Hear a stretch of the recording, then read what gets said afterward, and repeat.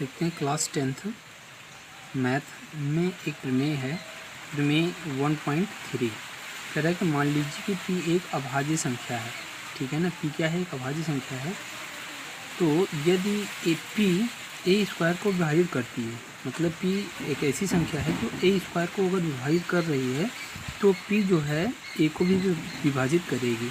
ठीक है ना, जहाँ a आपका क्या है? धनात्मक संख्या। उसके कहने का मतलब ये है कि p आपका कोई एक अभाज्य संख्या होनी चाहिए और एक कोई दूसरी संख्या जो क्या कहते हैं स्क्वायर में अगर लिखी जाए तो p उसको विभाजित कर दे। अगर करती है तो p जो है उस संख्या को भी विभाजित करेगी जो स्क्वायर में पहले थी। ठीक है ना, p से जो विभाजित हुआ था। तो यहाँ पे देखते हैं कि इसका, और जहाँ पे क्या कह रहा है a एक धनात्मक पूर्णांक संख्या है। अब कह रहा है कि माना हमने मान लिया कि a क्या है? a एक धनात्मक पूर्णांक संख्या है, कोई भी संख्या हो सकती है। ठीक है ना, तो इसके जो अभाज्य गुणनखंड होंगे, भाई अगर कोई a संख्या है तो उसके गुणनखंड भी हो सकते हैं। तो वो गुणनखंड हमने मान लिया कि p1 p2 p3 up to pn के रूप में हो सकते हैं। ठीक है ना, तो a बराबर क्या हो जाएगा? a बराबर हम अगर उसके गुणनखंड a के गुणनखंड p1 p2 p3 up to pn हो तो हम क्या लिखेंगे कि a बराबर p1 p2 p3 up to pn लिखेंगे। जैसे मान लीजिए कि a कोई संख्या 4 है तो 4 का गुणनखंड क्या होता है? 2 गुणे 2 होता है। तो ये दोनों बराबर नहीं हुए तो यहाँ पे ये क्या हो जाएगा? ये दोनों आपका इक्वल हो जाएगा। ठीक है ना, अब देखिए हम क्या करते हैं कि इस अभाज्य संख्या का एक बार फिर से गुणा करते हैं, क्योंकि देखते हैं कि a यहाँ पे क्या लिखा है कि a स्क्वायर जो है वो p से विभाजित हो जा रहा है। तो यहाँ पे अगर हम a का फिर से मल्टीप्लाई करेंगे तो क्या आएगा? a बराबर ये पहले से लिखा हुआ था इसका प्राइम फैक्टर, और उसके बाद फिर से अगर a का मल्टीप्लाई किया तो फिर से वही संख्या का मल्टीप्लाई होगा। तो यहाँ पे ये क्या हो जाएगा? a मल्टीप्लाई a स्क्वायर हो जाएगा इक्वल्स टू p1। अब इसका मल्टीप्लाई करेंगे तो कितना आएगा? p1 का स्क्वायर, फिर p2 का स्क्वायर टू सो ऑन, ऐसे p की n का स्क्वायर हो जाएगा। अब यहाँ पे देखिए कि ये केवल p1 यहाँ पे a स्क्वायर को विभाजित कर रहा है। ठीक है ना, यहाँ पे कर रहा है तो 100% ये जो p1 है वो a को भी विभाजित करेगा।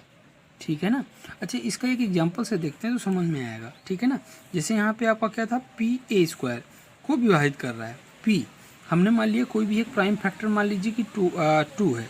p बराबर हमने मान लिया क्या? 2। ठीक है ना, अब a स्क्वायर को विभाजित कर रहा है। अब a स्क्वायर बराबर हमने मान लिया कि अब क्या कहते हैं, ये देखिए 2 हम मान ले रहे हैं कि ये 4 है। तो जो 2 है 4 को विभाजित कर देता है। अगर 2 से काटेंगे 2 दूनी 4, 2 आ जाएगा हमारा।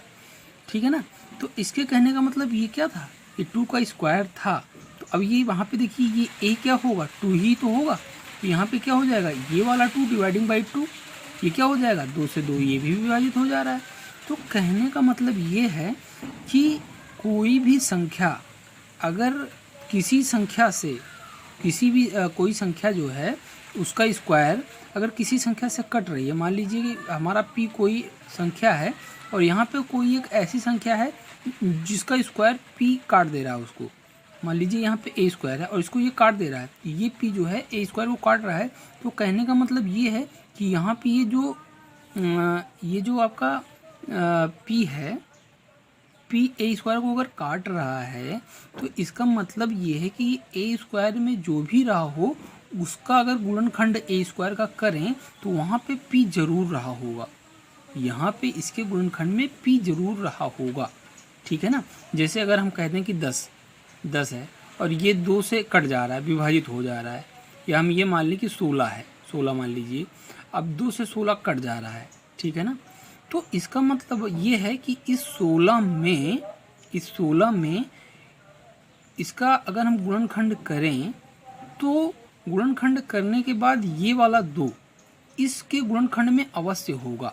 देखिए अगर गुणनखंड इसका करेंगे तो कितना आएगा? 2 दूनी 4, दूनी 8, दूनी 16, यही आएगा, और डिवाइडिंग बाई 2 है। तो देखिए इसका जब हमने गुणनखंड किया तो यहाँ पे देखिए ये 2 आया। ठीक है ना, क्या 2 आया। अब 2 से ये 2 कट गया। क्यों कटा? क्योंकि इसके गुणनखंड में ये नीचे वाली संख्या थी। हम किसी भी संख्या को किसी संख्या से भाग तभी दे पाते हैं जब अंश वाली संख्या में हर वाली संख्या क्या हो, मौजूद हो। मतलब अंश वाले का अगर गुणनखंड करें तो हर उसमें उस गुणनखंड अभाज्य गुणनखंड में हर मौजूद होता है, तभी वो फंक्शन क्या होता है, डिविजिबल होता है। ठीक है ना। अब यहाँ पे ये देखिए 4 का स्क्वायर बन रहा था, 4 का स्क्वायर डिवाइडिंग बाई 2, 2 से ये क्या कहते हैं, ये कट रहा है। अब अगर ये क्या कहते हैं 4 का स्क्वायर मतलब 16, ये कट रहा है, 100% 4 भी कटेगा, 2 दूनी 4, 2 आ गया, कट गया। ठीक है ना। तो इसका एक ही मतलब है कि यहाँ पे जो लिखा हुआ है ए स्क्वायर जो कह रहा है, ये जो ए स्क्वायर कह रहा है, ए स्क्वायर पी से अगर विभाज्य है, पी से अगर ए स्क्वायर अगर पी से विभाज्य है, तो उसका मतलब ये है कि ये जो ए स्क्वायर का गुणनखंड होगा उसमें पी अवश्य होगा, इसके गुणनखंड में पी अवश्य होगा, और वही पी जो है नीचे वाला पी से ऊपर वाला पी कट जाता है। अच्छा, आप ये सोचिए कि यहाँ पे ए स्क्वायर के गुणनखंड में अगर पी है तो 100% अगर क्या कहते हैं जो संख्या लिखी गई है ये खुद भी तो पी के अकॉर्डिंग रही होगी। जैसे अगर हम कहते हैं क्या कि अगर हम कहते हैं कि कोई संख्या अभाज्य संख्या हमने मान लिया 7 है, अब 7 ऊपर कौन सी संख्या हो जिसका स्क्वायर करने के बाद ये कट जाए, 7 7 49, या कोई ऐसी संख्या लिख लीजिए, जैसे यहाँ पे हमने 7 लिख लिया और ये 7 का स्क्वायर ये 49 लिख दिया, 7 का स्क्वायर 49, या कोई भी संख्या आप लिखिए जिसका स्क्वायर हम अगर करें 49 का स्क्वायर कर लीजिए, 49 का स्क्वायर, तो यहाँ पे देखिए ये भी संख्या क्या है, ये भी विभाजित हो जाएगी। अगर ये 49 का स्क्वायर क्या आएगा, 49 गुणे 49 डिवाइडिंग बाई 7, ये देखिए 7 से ये संख्या जो भी आएगी ये विभाजित हो जाएगी, ये संख्या क्या हो जाएगी, विभाजित हो जाएगी। तो 100% अगर हम केवल 49 को 7 से विभाजित करें तो ये भी तो विभाजित हो जाएगी। तो कहने का मतलब यही है कि अगर कोई संख्या ए स्क्वायर है और वो पी से विभाजित हो जा रही तो 100% ए क्या होगा, ए भी पी से विभाजित होगा, क्योंकि ए जो भी होगा इसका जो भी हम गुणनखंड करेंगे इसके गुणनखंड में पी अवश्य मौजूद होगा।